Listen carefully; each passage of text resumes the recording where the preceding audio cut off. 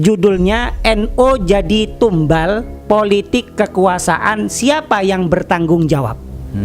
Nah, dan situ disebutkan semua 84. Ya, ada 3 tiga itu dikatakan memanjakan asing dan neo PKI. Ada di situ. Ada di sini. Padahal itu yang jadi bahan laporan Ansor Jember itu. Tinggal disampaikan saja. Terhadap saya itu. Tinggal disampaikan saja. Jadi apa tadi, memanjakan neo PKI. Neo PKI. Nah, lalu di sini juga dikatakan ya bahwasanya bangkitnya neo PKI. Halaman 90.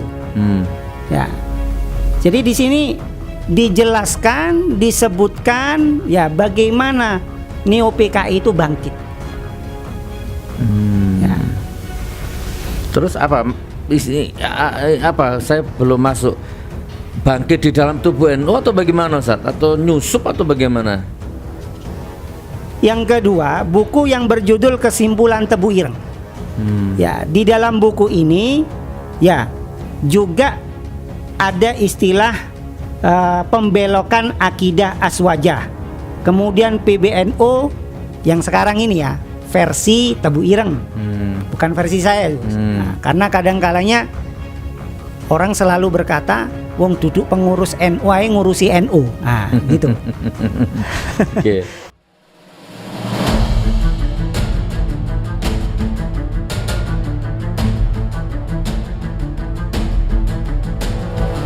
Assalamualaikum warahmatullahi wabarakatuh. Selamat datang di acara Ngobrol Menembus Batas bareng Gus Nur. Acara ini dipersembahkan oleh Munjiat Channel dan didukung penuh oleh GN13. Selamat menyaksikan.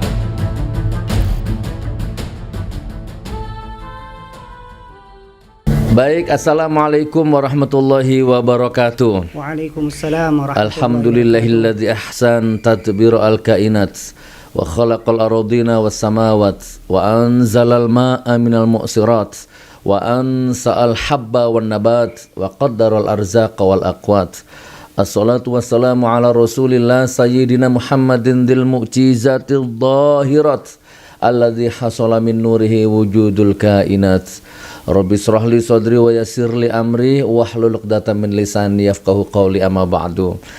Jamaah dimanapun berada, umat dimanapun berada, hamba Allah dimanapun berada, dulur-dulur kabeh konco semua tantretan kabi tanpa terkecuali, baik yang di gedung-gedung AC, kantor-kantor AC mewah ataupun yang di lorong-lorong gang-gang sempit-sempit, di kos-kosan, di rumah kontrakan, baik yang bahagia, yang sumpek, yang sedih, yang stres, semuanya mudah-mudahan doa tulus untuk Anda semua ya. Mudah-mudahan tidak lama yang sakit sembuh, yang rezekinya jatuh tidak lama dinaikkan lagi sama Allah, yang hidupnya sumpek utang terutama kan karena penyakit ekonomi ini, utang terutama riba.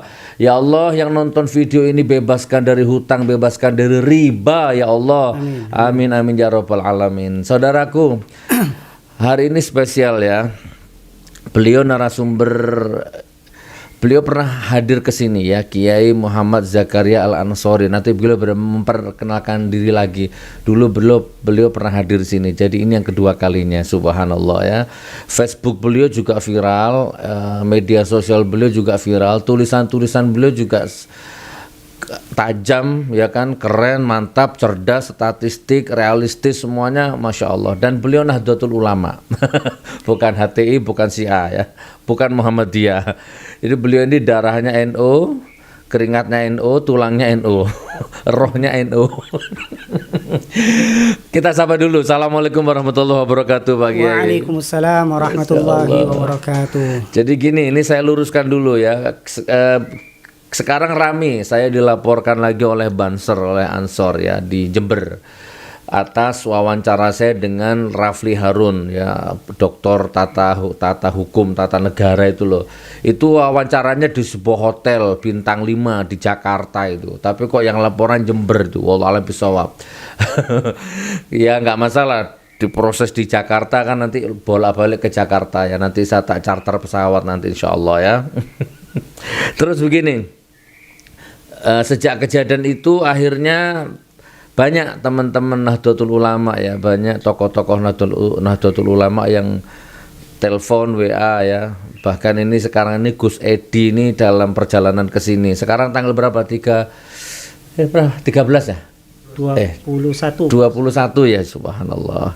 Sekarang tanggal 21 hari Kamis. Nah, 21 hari Kamis jam 3:30 ya, Gus Edi sudah perjalanan ke sini. Tadi beliau kasih kabar Hari Rabu. Oh, hari Rabu ya? Hari Rabu. Oh ya, Rabu ya. Rabu 21 Oktober 2020. Gus Edi ini adik kandungnya Ibu Sinta Nuria, istrinya almarhum Gus Dur.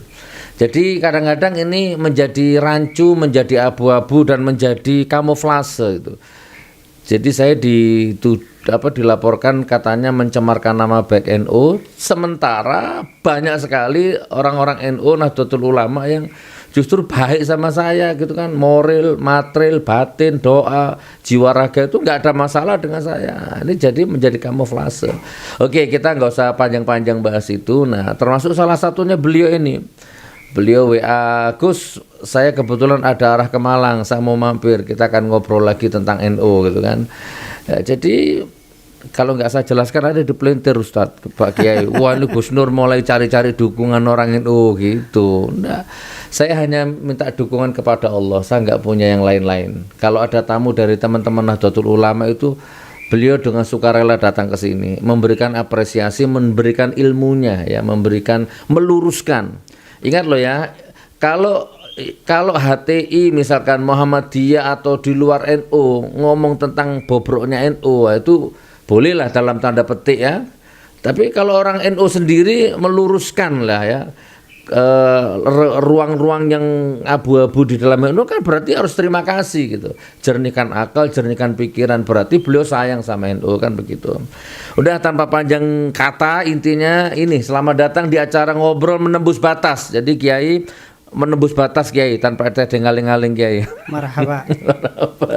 Apa Pak Kiai? Tadi jenengan sempat ngomong sama saya ada beberapa 3 konsep apa 2 konsep tadi? Sebetulnya tema yang kita usung pada kesempatan hari ini mengenai tentang kontroversi ala NU dan kritik untuk NU. Oh, 2 saja ya. Oke ya. Disiapkan bolpoinnya, kertasnya, handphonenya, pikirannya ya, direkam ini nanti ya. Kontroversialnya NU dan kritik untuk NU. Kritik berarti sayang ya. Nggih Pak Kiai, saya sudah tidak sabar untuk mendengarkan kontroversial NU ini gimana Pak Kiai. Tafadhol Pak Kiai. Jadi sebetulnya ya. Pak Kiai kenalkan diri dulu Pak Kiai, lupa saya. Langsung saja, nama saya Muhammad Zakaria Al-Ansori, turunan dari Madura, cuman kelahiran kota Surabaya. Masya Allah, Madura ya, Alhamdulillah saya hidup dalam kehidupan orang tua kultural NU. Jadi NU kultural. Masya Allah, asli ya. Jadi memang terdidik, bahkan guru-guru saya itu adalah mayoritas orang-orang Nahdiyin, yaitu yang mengajarkan mengenai tentang bagaimana beraswaja ahli sunnah wal jamaah, yang berfaham ataupun berafiliasi kepada Asy'ariyah wal Maturidiyah dan kepada salah satu 4 madhab, kemudian tasawufnya kepada Imam Ghazali ataupun Imam Junaid al-Baghdadi. Berarti nanti saya minta tambah 1 lagi bonus Pak Kiai ya. Tadi yang pertama kontroversial NU, yang kedua apa tadi kritik NU. Saya minta bonus 1 Pak Kiai. Apa itu? Koreksi tanpa harus malu-malu atau sungkan-sungkan. Kalau saya salah saya mensalahkan, kalau saya benar saya membenarkan. Salahnya di mana, benarnya di mana, mana yang harus dikurangi, mana yang harus tidak dikurangi secara netral, senetral-netralnya sebagai orang yang NU asli Pak Kiai ya. Jadi begini ya, kalau kita berbicara mengenai tentang kontroversi dalam kamus besar ya bahasa Indonesia, itu pengertian kontroversi itu adalah pertentangan, perdebatan, dan persengketaan. Pertentangan, perdebatan, persengketaan. Jadi ketika seseorang tersebut itu melakukan kontroversi, pasti akan menimbulkan yang namanya pertentangan, perdebatan, dan persengketaan.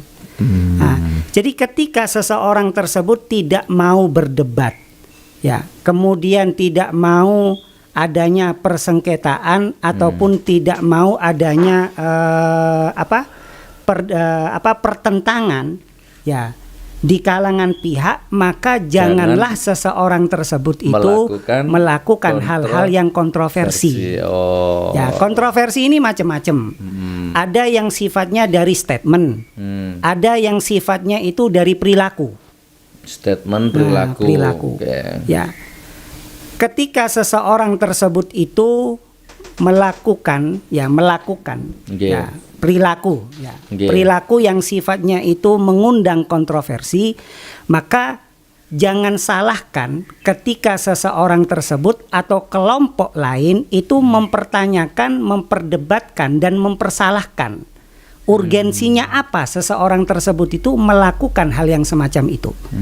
Ya, seperti contoh, ya, paham. Seperti contoh, seseorang tersebut itu mengaku ahli sunnah wal jamaah, mengaku menganut paham Asy'ariyah wal Maturidiyah, mengaku bermadhab salah satu daripada 4 madhab, kemudian melakukan ataupun ikut ritual di dalam peribadatan orang-orang Nasrani, membaca sholawat di gereja, ataupun ikut merayakan Natal, ataupun ikut merayakan misa dan sebagainya, azan dan sebagainya.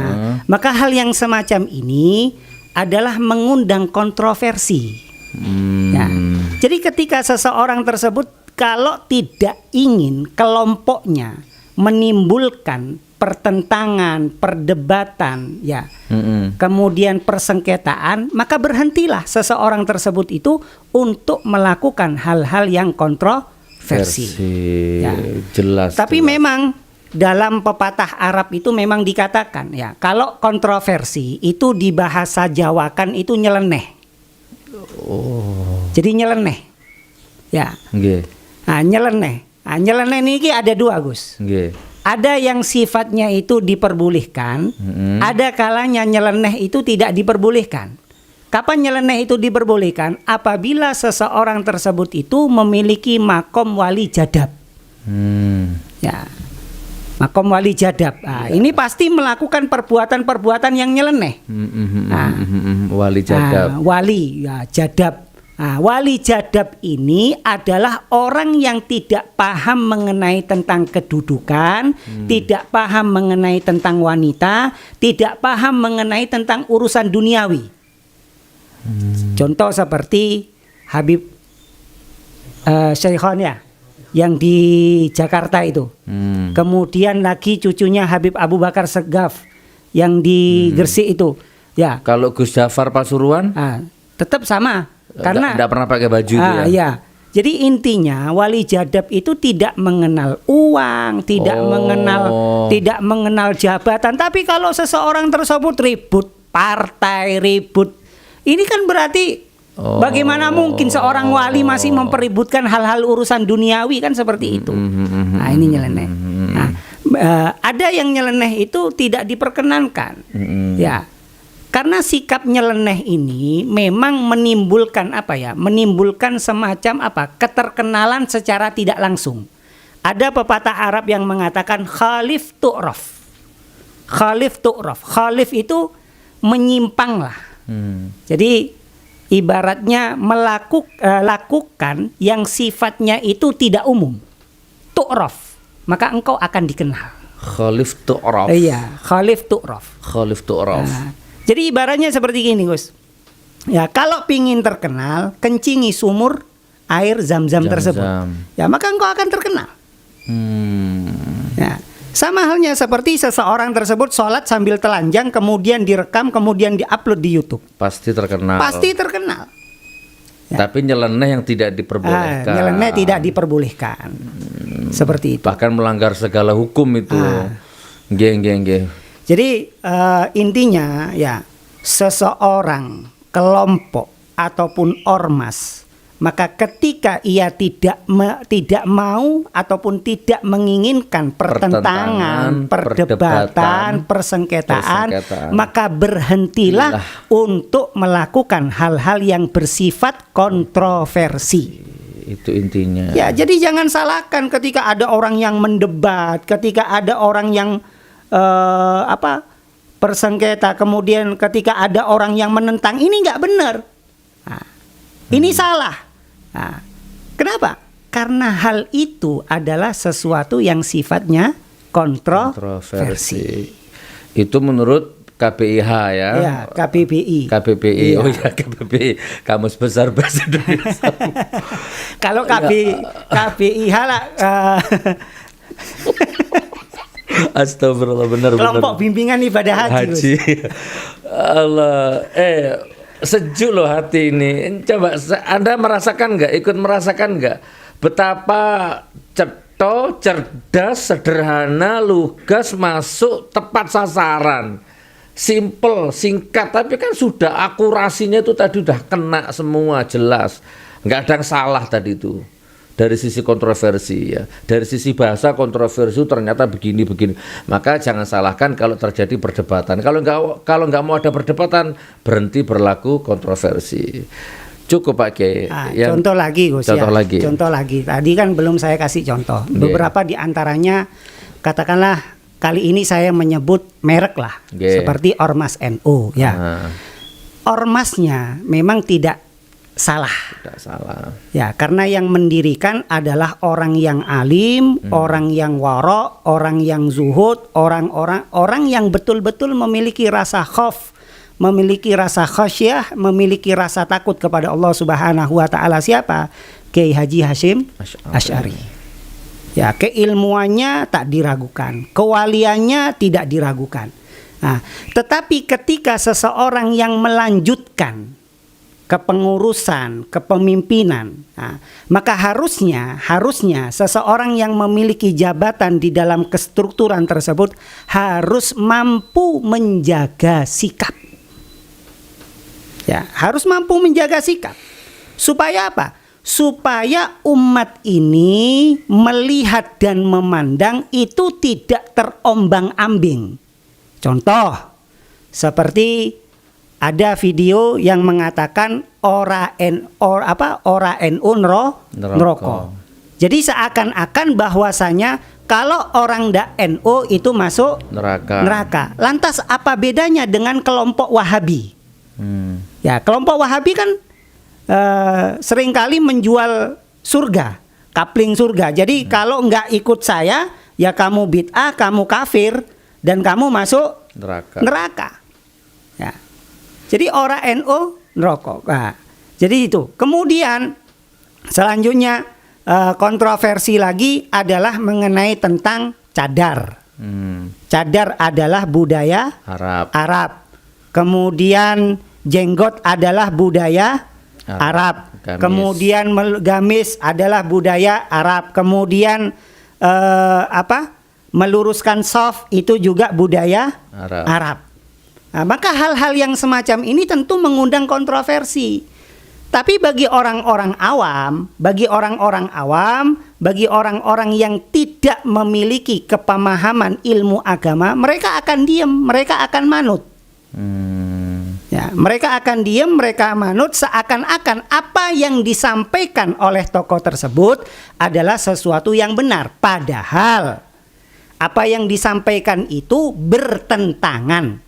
Ya, bertentangan dengan kitab-kitab yang dikaji di dalam pesantren-pesantren, khususnya pesantren-pesantren yang ada di Nusantara yang berafiliasi kepada Ahlus Sunnah wal Jamaah ataupun Nahdiyin. Beruntung loh NU ini punya jenengan ini, berarti saya nggak punya kata-kata lain ini kayaknya nih. Cerdas, lurus, sederhana, bener kan gitu ya. Aset ini di NU ini, Masya Allah. Keluh lidah saya Ustadz mendengarkan penjelasan jenengan ini. ya jadi saya simpulkan sendiri teman. Saya nggak mau bermain kata-kata di sini. Saya ingin melalui video ini terpancar gelombang masuk ke ulu hati, ulu batin jenengan, relung batin jenengan, dan melepas bundel-bundel buhul-buhul di dalam pikirannya sampean itu. Ini asli NU. Berarti ini sayang sama NU ini, Masya Allah. Oke, bab 1 selesai Ustaz, kontroversi ya. Ya. Jadi berhenti berbuat kontroversi. Berhenti berbuat kontroversi baik perilaku Kata-kata, maupun kata-kata. statement. Kalau ingin tidak menimbulkan pertentangan, perdebatan, persengketaan. Tapi kalau masih saja dan seringkali ataupun suka ataupun gemar melakukan kontroversi, maka jangan salahkan kalau masih ada perdebatan, persengketaan, dan pertentangan. Kalau saya tambah satu Ustaz, bersihkan. Kalau ada orang-orang yang suka kontroversi itu bersihkan. Harusnya seperti itu. Gitu ya? Iya, harusnya seperti itu. Iya, Banser, Ansor atau NU-nya ya, bersihkan yang kontroversi itu, benalu-benalu itu, supaya tidak mengotori kesucian Nahdlatul Ulama itu. Kasihan Nahdien yang lain yang nggak tahu apa-apa itu kan tercemar juga. Kalau saya sebut merek Abu Janda lah misalkan, itu bersihkan. Karena dulu di mana-mana pakai baju Banser dengan bangganya, bahkan ngasih bimbingan Banser apa itu, ngasih apa istilah apa sih kalau pelatih Banser itu, nah malah jadi pembicaranya, jadi motivatornya. Allah ya Karim, ya biar nggak ngelantur. Next ya, selesai kontroversi. Nah sekarang yang kedua Ustadz, udah jelas tadi itu ya. Kritik ya Ustadz ya. Iya, kritik. Punya kritik apa Ustadz? Jadi kalau sebelum saya menyampaikan apa kisi-kisi dalam kritik itu sendiri, kita harus paham mengenai tentang definisi kritik. Jadi kritik, kemudian kecaman ataupun tanggapan itu semuanya adalah hal yang sama.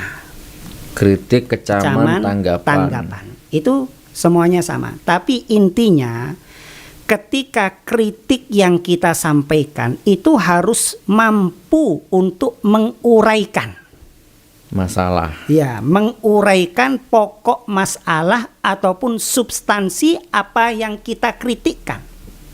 Nah, kalau seseorang tersebut itu tidak mampu menguraikan, ya contoh bahwasanya orang yang ikut peribadatan di dalam perayaan hari raya non-Islam, ya itu pasti menimbulkan kontroversi. Ketika timbul kontroversi, pastinya muncul perdebatan. Disitulah perdebatan muncul, kemudian di dalamnya terdapat kritikan. Nah, ketika kita menyampai kritikan tersebut, seseorang tersebut itu harus mampu menguraikan. Yang salahnya itu di mananya. Letak kelirunya itu di mananya. Ya. Itu yang dimaksud daripada kritikan.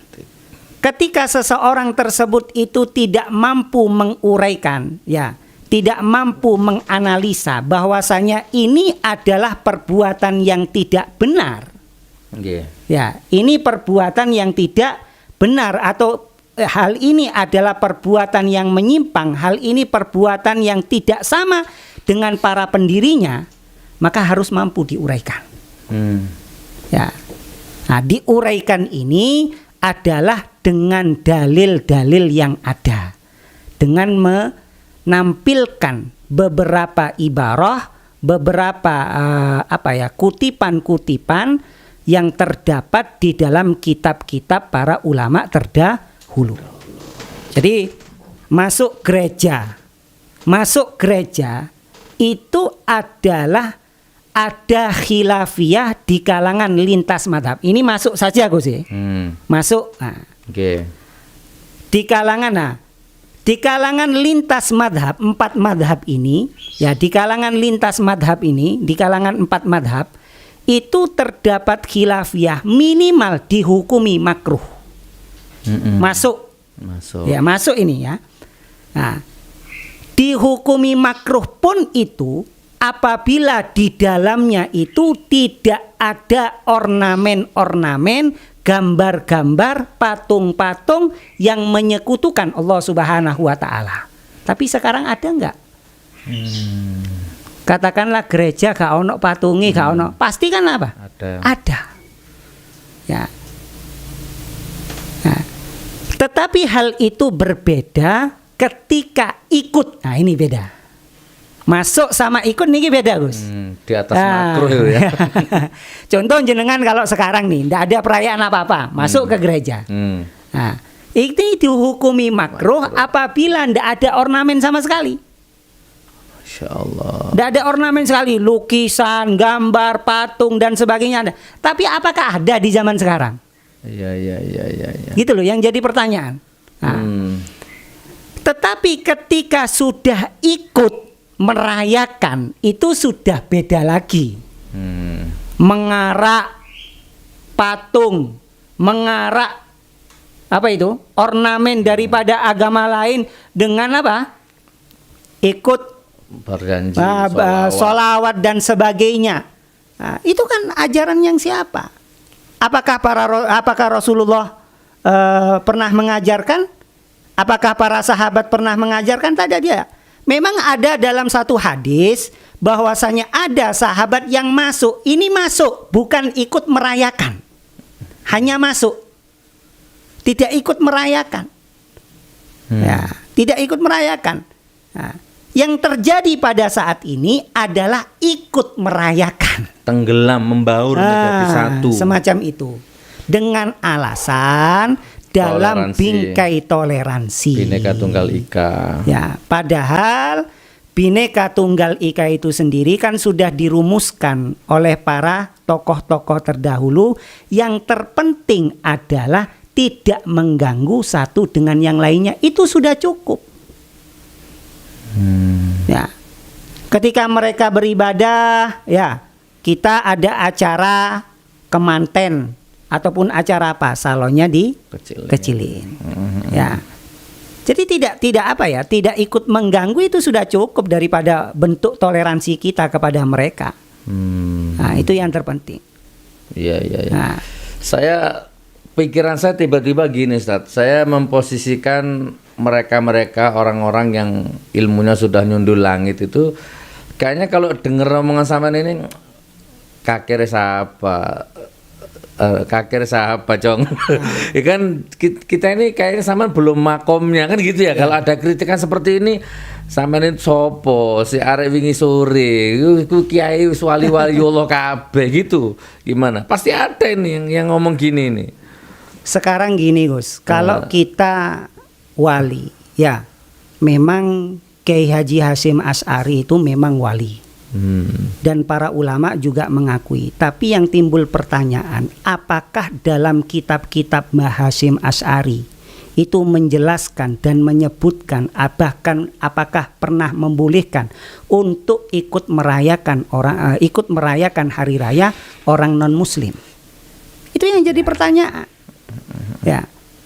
Jadi harusnya kitab-kitab Mbah Hasyim itu dikaji kembali. Ya, dikaji kembali. Kenapa?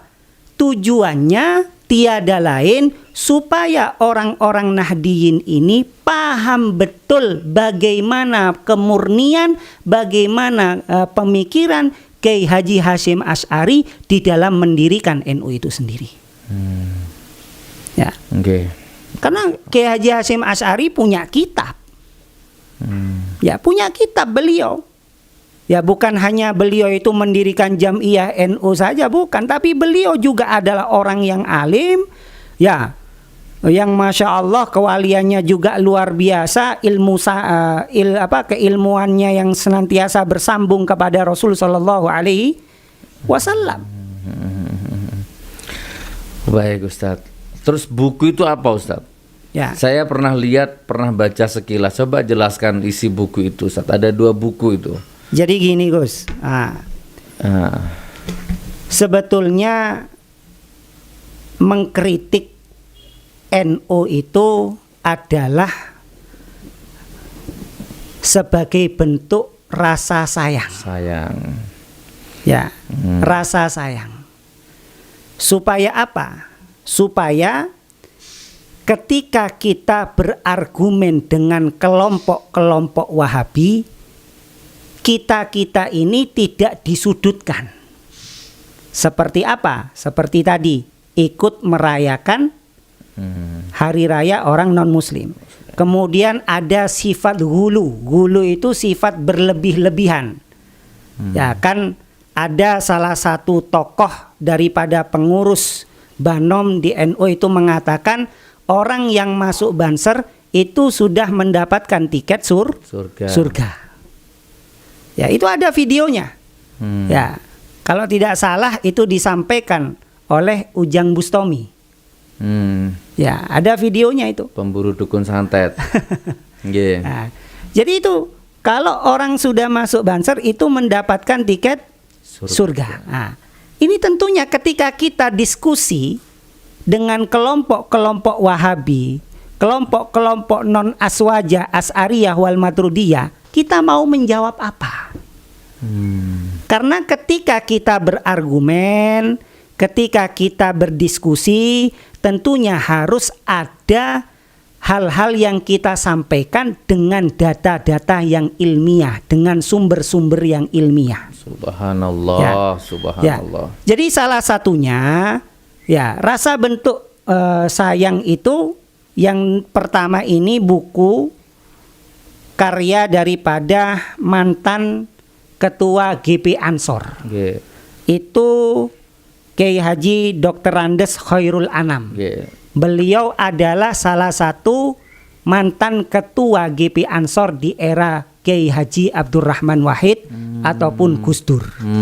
Nah, di sini buku tersebut itu judulnya NU jadi tumbal politik kekuasaan, siapa yang bertanggung jawab. Nah, dan situ disebutkan semua. Coba dirinci yang Ustadz ingat, yang paling parah, yang paling fundamental. Ngeri nih, saya belum baca penuh, cuman denger ngeri nih. Ya. Bahkan di sini di halaman 84, ya ada tiga tiga itu dikatakan memanjakan asing dan neo PKI. Ada di situ. Ada di sini. Padahal itu yang jadi bahan laporan Ansor Jember itu. Tinggal disampaikan terhadap saja. Gitu. Saya itu. Tinggal disampaikan saja. Karena apa yang beliau tulis, ya apa yang beliau tulis, yaitu yang beliau tulis oleh Kiai Haji Dr. Andes Khairul Anam, itu memiliki referensi semua. Jadi memiliki referensi semua, ibaratnya bukan abal-abal lah. Karena beliau itu juga orang akademisi. Ya. Jadi beliau paham bagaimana caranya menulis secara ilmiah yang mampu dipertanggungjawabkan. Saya sudah beberapa kali telepon beliau, tinggal nyari waktu aja. Beliau agak terganggu pandangan meripatnya, nggih. Nah, nggih.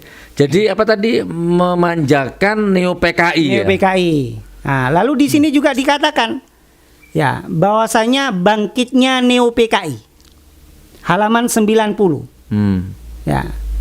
Jadi di sini dijelaskan, disebutkan, ya, bagaimana neo PKI itu bangkit. Ya. Terus apa? Saya belum masuk. Bangkit di dalam tubuh NU atau bagaimana, Ustaz? Atau nyusup atau bagaimana? PKI ini kan dari dulu di mana-mana ya. Di mana-mana, ya, bukan hanya nyusup di ormas-ormas. Ya, tapi di partai-partai, bahkan dulu ada istilah yang namanya Nasakom itu. Kemudian kejadian di Banyuwangi yang banyak para anggota Banser itu diracun. Itu pada saat Maulid. Jadi pada saat acara Maulid, ya, orang-orang NU itu diundang, kemudian sama Gerwani. Ya, Gerwani yang perempuan itu disuguhi makanan, kemudian keracunan, meninggal semua. Dan pada saat itu sambil tertawa-tawa, tidak memberikan bantuan kepada orang-orang yang keracunan tersebut. Ya, saking bangganya, saking berhasilnya apa yang dilakukan. Jadi tidak heran sudah. Nah, jadi ini yang pertama. Kemudian Yang kedua, buku yang berjudul Kesimpulan Tebu Ireng. Ya, di dalam buku ini ya juga ada istilah pembelokan akidah aswajah. Kemudian PBNU yang sekarang ini ya, versi Tebu Ireng. Bukan versi saya, Gus. Nah, karena kadang-kalanya orang selalu berkata, wong duduk pengurus NU ae ngurusi NU. Nah, gitu. Oke. Nah, padahal beliau ini, biar beliau ini adalah para penulis-penulisnya ini adalah rata-rata keturunan ataupun duriyah daripada muassis. Ya, keturunan daripada para muassis, yaitu pendiri NU itu sendiri. Ya. Tujuannya apa? Tujuannya supaya umat di kalangan bawah itu tidak tidak memiliki sikap fanatisme, sikap ta'assub, sikap cinta buta. Asobiyah. Asobiyah. Karena saya menyampaikan ada salah satu hadis, ya, hadis ini disampaikan oleh Rasul Shallallahu Alaihi Wasallam 1400 tahun yang lalu. Ya, Rasul Shallallahu Alaihi Wasallam mengatakan, laisa minna man da'a ila asabiyatin. Yang artinya bukan golongan dari kami. Kami dimaksud di sini Rasulullah. Jadi kula kalian jenengan niki Gus, nggih. Kalau sudah dikatakan oleh Rasulullah bukan golongan dari kami, bukan kelompok dari kami, secara tidak langsung kula kalian jenengan itu di blacklist. Dihapus sebagai umatnya Rasul Shallallahu Alaihi Wasallam. Siapa yang dihapus? Man da'a ila asabiyatin adalah seseorang yang mengajak-ngajak untuk bersikap ta'assub. Ya, jadi ngejak wong. Jadi didoktrin. Pokoknya kelompok ini, pokoknya ormas ini selalu benar. Maha benar sudah. Masya Allah. Ya. Kalau seandainya pun ada orang yang tidak terima ketika salah satu tokohnya itu dikritik, ketika salah satu tokohnya itu diluruskan, harusnya kan ada di dalam kelompok tersebut itu, di dalam banomnya ada LBM. Semerap LBM, Gus. Lembaga Batsul Masail. Nah, lembaga Batsul Masail itu adalah membahas mengenai tentang permasalahan-permasalahan di dalam hukum-hukum syariat, khususnya hukum-hukum fikih. Nah, di situ rata-rata lulusan pesantren, orang-orang yang mampu di dalam membaca kitab. Ya, harusnya pembelaan tersebut itu lebih moderat. Nah, seringkali kan mereka bersikap moderat. Harusnya mereka mengundang ya orang yang kontroversi tersebut di tempat yang terbuka dan dihadiri oleh lintas ormas. Selama ini kan seringkali tabayun. Tapi tabayunnya tertutup. Maka timbullah pertanyaan di kalangan umat, apa yang ditabayunkan, apa yang diomongkan. Ya, harusnya sikap tabayun itu ya duduk bersama-sama, dibahas bersama-sama di tempat terbuka, kemudian dihadiri oleh lintas ormas, ya, kemudian media A membawa medianya, media B membawa medianya ini. Contoh, hukum masuk gereja, hukum ikut peribadatan. Ya, menurut mereka itu boleh, menurut kita tidak boleh. Mari kita adu argumen, mari kita diskusi, biar umat menyaksikan daripada lapor sana, lapor sini. Akhirnya apa yang terjadi, Gus? Ya, umat orang-orang Nahdiyin ini akhirnya apa? Muncul. Ya, yang pertama itu muncul pertanyaan. Kenapa? Karena dulu di zamannya Kiai Haji Hasyim Muzadi itu tidak ada yang istilahnya lapor. Bahkan orang Wahabi Nggih, Gus. Nggih. Orang Wahabi itu malah lebih parah daripada kita. Kita yang suka tahlil itu disebut apa? Disebut penyembah kubur. Kasar enggak? Nggih. Kasar. Ya, penyembah kubur, pengikut ahli bid'ah, pengikut yang semacam, tapi enggak lapor. Ya gitu. Masuk. Nggih. Mereka dulu mengedepankan apa? Mengedepankan diskusi. Masuk. Lihat seperti Kiai Haji Idrus Ramli. Ya kan? Nggih. Ya, Kiai Haji Idrus Ramli. Ya, ketika ada orang Wahabi menyebutkan bahwasanya orang yang suka tahlil, orang yang suka maulid adalah penyembah ahli kubur. Ya.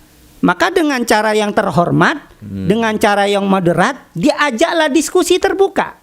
Medianya Wahabi ada, medianya orang NU ada, kemudian disaksikan orang banyak dan di tempat yang netral. Ya. Jadi harusnya seperti itu. Nah, maka nanti biarlah umat yang menilai. Gitu loh. Kalau lapor sini, akhirnya ya banyak yang apa? Memberikan simpati kepada orang yang dilaporkan. Sampai jujur, Gus. Dulu jenengan itu siapa? Nggih napa mboten? Nggih. Ketika banyak orang yang melaporkan, banyak orang yang bersimpati apa tidak? Nggih. Semakin banyak apa semakin dikit? Insya Allah semakin banyak. Semakin banyak. Jasmani, rohani, lahir batin. Semakin banyak. Bahkan dari luar kota bayar sendiri, bawa makan sendiri, datang ke pengadilan. Kemudian di zamannya Kiai Haji Hasyim Muzadi, apakah dulu ada orang-orang yang membenci NU gini, NU Banser gini? Tidak ada. Karena dulu di zamannya Kiai Haji Hasyim Muzadi itu lebih moderat. Ketika menyikapi apa? Perbedaan. Kalau jam dengan nggak setuju, mari kita diskusi. Ya, contoh seperti ada seorang kiai, ada seorang gus, ada seorang tokoh yang mengatakan bahwasanya Rasulullah rembes. Rasulullah rembes. Kemudian kalau seandainya ada yang mencuri jambu, ya, ada orang yang mencuri jambu, kemudian iya, masa kecil. Kalau ada jambu pohon jambu, mungkin Rasulullah masa kecilnya jambu. Bisa nyolong jambu. Dan itu pun masih ada yang membela. Nah, harusnya orang yang membela tersebut mengundang orang yang tidak tidak setuju. Tidak setuju bahwasanya pernyataan tersebut, bahwasanya isi ceramah tersebut adalah sesuatu yang melecehkan. Diskusi, duduk bersama. Subhanallah. Ya, jadi bukan lapor sana, lapor sini, bukan. Ya, harusnya sikap moderat itu kalau membahas mengenai tentang pokok permasalahan dalam agama, diskusi. Ya. Bukankah dalam Pancasila itu kan ada sila keberapa itu, yang masalah mengenai tentang permusawarah keempat. Nah, permusawaratan. Negara ini kan istilahnya lebih mengedepankan apa? Musawarah, diskusi. Jadi saya ingat kalau gitu, Ustaz Kiai, saya kan dulu pernah diajak tabayun kan resmi. Saya telepon Cak Nun waktu itu, saya telepon beberapa tokoh. Bagus Gus tabayun, tapi tempatnya netral dan terbuka. Begitu saya sampaikan ke Ansor Surabaya enggak maunya tetap di kantor pusat itu. Harusnya dan tertutup. Nah itu harusnya memang di tempat terbuka. Ya, kalau memang jenengan punya argumen bahwasanya ini salah, mempunyai sumber yang ilmiah bahwasanya ini salah menurut jenengan, maka harusnya siap untuk ketika diskusi. Kemudian yang satunya lagi juga gitu, ketika mereka membela bahwasanya tokohnya itu benar, maka harus siap dan mampu untuk berdiskusi. Terbuka. Iya, terbuka. Mereka punya media sendiri, jenengan punya media sendiri. Ya. Mau disiarkan secara live nggih monggo, mau disiarkan tidak secara live nggih monggo. Yang penting sama-sama punya media. Tujuannya apa? Tujuannya supaya tidak saling memframing. Ya kan ada itu. Ya, media ini memframing ini, media ini framing ini ya. Jadi semacam itu. Paham. Terakhir Kiai, berarti gimana secara netral, secara umum, secara jenengan lihat kasus pelaporan saya dengan teman-teman Ansor Jember itu Pak Kiai. Dan di mana kalau saya salah saya dinasehati Pak Kiai. Barakallah, tafadhol. Memang gini Gus ya, setiap orang itu kan dalam pembawaan dan karakter itu berbeda-beda. Nggih. Ya, saya tidak bisa meniru karakter jenengan. Jenengan juga tidak bisa meniru karakter saya. Nggih. Karena setiap orang itu kan memiliki karakter dan sifat yang berbeda-beda. Tapi intinya sama, tujuannya sama untuk membawa ke jalan yang benar. Nah, itu. Nah, jadi memang ini ya memang ada beberapa memang istilahnya apa ya kalimat-kalimat, mohon maaf ini Gus ya, kalimat-kalimat yang menyebutkan hewani ya, manusia hewani yang semacamnya, memang itu sepantasnya untuk dihindari. Contoh Pak Kiai, cebong. Nah, seperti contoh ini ya, bahwasanya fulan ini ya, fulan itu adalah babi seumpama. Nah, itu sudah hal yang tidak sepantasnya gitu. Kenapa? Karena apapun itu juga makhluknya Allah. Jadi kita tidak boleh menghina secara fisik, menghina secara fisik, tetapi yang kita serang adalah mengenai tentang pemikiran. Ya, bahkan seperti saya sering kali ya ketika menghadapi orang-orang Syiah, ya orang-orang Syiah ini ya memang bertemu langsung memang belum Gus, istilahnya bertemu, tapi diskusi lewat media, baik di WA group ataupun di FB dan sebagainya. Kalaupun beliau itu adalah seorang Habib, ya saya menjaga kehabibannya gitu loh. Jadi beliau tetap kita hormati sebagai Habib, sebagai Durya Rasul, tetapi dalam segi pemikiran, bahwasanya pemikiran itu harus diluruskan. Jadi seperti itu. Nonton nggih. Terus misalkan ada, sekalian saya ngaji nih Pak Kiai. Kan di dalam Al-Quran juga banyak sekali Allah menggambarkan manusia-manusia itu seperti anjing, misalkan kan lebih rendah dari binatang gitu. Misalkan Al-A'raf 175 sampai 176. Ya, aku kasih ayat orang itu, hafal Quran lah, tapi dia lebih memilih harta, lebih memilih duniawi, lebih mementingkan nafsunya gitu. Terus disambung ke 176, walau syi'na la rafa'nahu biha walakinnahu akhlada ilal ardi wattaba'a hawa famathaluhu kamathalil kalbi in tahmil. Maka orang itu seperti anjing gitu kan. Gimana? Di Al-Qur'an Allah malah anjing. Jadi gini Gus. Barakallah. Dalam ayat tersebut kan Allah menggunakan kalimat mathal. Mathaluhum ya. Mathaluhum itu adalah perumpamaan. Jadi Allah itu tidak mentahkimi manusia itu adalah manusia itu anjing, tapi Allah mengumpamakan bahwasanya sifatnya yang dimilikinya itu seperti anjing. Oke, berarti mulai sekarang saya rubah ya, kamu umpama cebong gitu ya. Nah, bisa seperti itu. Jadi mirip. Maka di dalam hukum pidana pun setahu saya ternyata kata-kata umpama itu tidak bisa dijerat hukum. Kata-kata umpama. Makanya kemarin saya sama Rafli Harun itu kan, iya, NU yang sekarang ini diindikasi ada disusupi liberal, sekuler, PKI, umpama. Ada umpamanya di situ. Itu ada teman-teman yang ngerti hukum, nggak ada itu Gus, nggak ada. Ada umpama itu nggak bisa dijerat gitu. Karena memang dalam Al-Quran itu Allah Subhanahu Wa Taala itu bahkan mengumpamakan orang-orang munafik itu dengan perumpamaan kamathali. Jadi sering kali Allah itu menggunakan kalimat masal, yaitu misal. Jadi perumpamaan. Tapi di luar itu semua Pak Kiai, saya lepas dari semua unsur itu. Terlepas saya tahu atau tidak, ya itulah keluarnya begitu. Kalau saya salah, saya minta ampun kepada Allah gitu kan. Dan saya pertanggungjawabkan di hadapan Allah. Dan insya Allah sekali lagi Gus ya, pernyataan jenengan ini termasuk gentle Gus.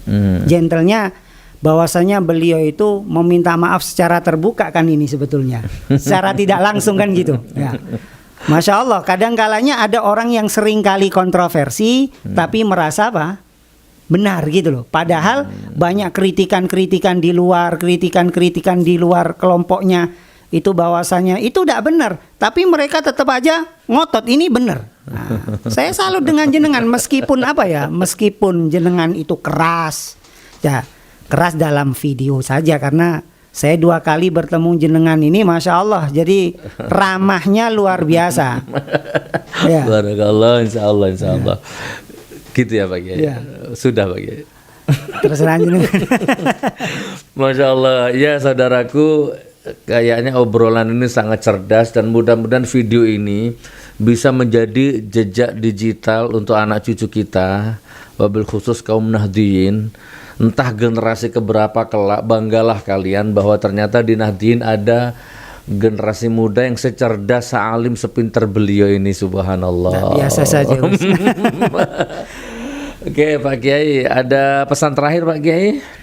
Ya, pesan yang sebentar, saya tadi ingat, mohon maaf Pak Kiai, itu yang katanya ada uang 1 koper itu gimana? Itu dalam muktamar itu disebutkan dalam sini. Oh, itu gimana Pak Kiai? Jadi pada saat muktamar itu disebutkan, di Jombang, ya. Itu ada pembawaan koper, bahkan sebelum Jombang itu di daerah mana? Luar pulau. Luar Jawa. Itu kan juga masa kepemimpinan Profesor Kiai Haji Said Agil juga gitu. Nah, itu juga disebutkan detail di sini, gitu loh. Jadi pokoknya itu orang-orang rupiah atau dolar? Ada yang di dalam buku ini disebutkan ada yang dolar, ada yang rupiah. Tapi yang paling penting wajib ya. Saya bilang kenapa? Wajib ya orang-orang Nahdiyin ini untuk mempelajari dan membaca buku ini. Ya, karena yang menulis buku ini adalah para dzurriyyah keturunan pendiri daripada NU. Ya. Jenengan sudah baca? Alhamdulillah sebagian besar sudah. Terus maksudnya uang koper itu money politik atau curang atau main uang atau nyogok atau nyuap atau subhat atau haram atau bagaimana? Itu yang jelas ada di buku ini, Gus. Oh gitu ya. Ya. Jadi lebih detailnya ini supaya tidak mengira-ngira dan tidak mengada-ngada. Atau pilih saya 1 orang berapa itu atau bisa bagaimana? jadi seperti itu. Bisa jadi berarti seperti kalau itu. kayak politik aja berarti ya Pak Kiai ya. Kayak milih wali kota aja. Benar sekali. Serangan fajar. Saya berapa harganya? Nanti saya temui penerbitnya. Ini kayaknya saya dapat hadiah dari seseorang, Gus. Jadi nggak tahu ya. Coba dicarikan info. Saya mau beli dalam jumlah banyak, ratusan eksemplar. Nanti saya sedekahkan aja. Itu kalau yang saya tahu kemarin saya lihat itu Gus Nawawi ya. Yeah, Gus Nawawi Pasuruan itu beliau itu pernah memasarkan buku ini dengan harga, enggak tahu kurang lebihnya berapa. Oh, coba saya telepon beliau nanti ya. Nah, jadi penting ya. Kalau kita membaca kitabnya Kiai Haji Hasyim Asy'ari kan bahasa Arab gundul ya. Nah, orang-orang tertentu kan yang bisa. Tapi kalau ini insya Allah, dan logikanya gini Gus. Yang mengarang buku ini adalah rata-rata ya keturunan daripada pendiri NU. Nggak mungkin lah istilahnya dzurriyyah NU itu dzurriyyah daripada pendiri NU itu mau merusak NU. Kan nggak mungkin logikanya. Mbahnya yang membangun bersusah payah dengan bermujahadah, kemudian masa keturunannya mau ngerusak. Yang ada itu mau menyelamatkan. Ya, kasihan mbah-mbahnya beliau ya yang yang memperjuangkan, yang merintis ormas NU itu sendiri. Berarti penyusup itu yang ngerusak itu ya. Nah, bisa jadi, Gus. Baik saudaraku, demikian acara obrolan santai ini. Saya merasa bahagia, hormat dan takdim sama beliau, dapat ilmu banyak ya, insya Allah. Mudah-mudahan Pak Kiai bisa ngisi di sini lagi. Amin. Dan tentu dengan tema yang lain insya Allah. Amin. Pak Kiai ada Facebook atau IG atau apa Pak Kiai? Facebook saya untuk saat ini namanya Ahmad Zain Al-Ansori. Ahmad Zain Al-Ansori. Karena yang dulu dihapus lagi, nggak bisa diakses gitu loh. Nah, jadi kalau pakai nama yang sama Gus, itu tidak bisa. Itu Jadi harus pakai nama yang lain. Itu juga bentuk ketidakfairan media kita ya. Seperti itu. Saya malas pakai Facebook karena gitu. Gus Nur hilang langsung diblokir. Gak gentle ya. Tapi mudah-mudahan dengan acara ini ya Iya. orang-orang Nahdliyin ya itu bisa bersikap bijak, ya bisa bersikap moderat sebagaimana apa yang pernah digaungkan ya. Karena mereka kan selalu menggaungkan sikap moderat. Ya, kalau seandainya kritik tersebut itu tidak cocok, ya, dan orang yang mengkritik itu memiliki sumber yang ilmiah, maka duduk bersama, diskusi bersama, ya, undang lintas ormas. Kalau gini kan jelas nanti, ya, supaya orang-orang di luar NU ini paham gitu loh, siapa yang salah, siapa yang benar. Tapi dengan jenengan hadir ke sini sampai 2 kali itu pun secara tersurat tersirat, secara bahasa tubuh, jenengan juga sudah memberikan dukungan moral ke saya, batin ya. Jadi, tapi ini hiroh, ini kesucian, tidak ada tendensi macam-macam ya. Hanya Allah yang tahu lah ya. Nanti digoreng saat ini dikira settingan, Saman memang di setting untuk bela saya, dukung saya. Memang kita real, bahasanya tadi juga netral ya. Barakallah. Karena tadi juga saya sampaikan juga menyalahkan jenengan juga tadi Gus ya. Jadi sekarang saya rubah Ustaz, umpama kamu itu umpama cebong. Itu jauh lebih baik Gus. Bon. Baik saudaraku, sampai ketemu di episode berikutnya. Wabillahi taufiq wal hidayah wa ridha wal inayah. Wassalamualaikum warahmatullahi wabarakatuh. Waalaikumsalam warahmatullahi wabarakatuh. Masya Allah. Subhanallah sangat bahagia. Alhamdulillah.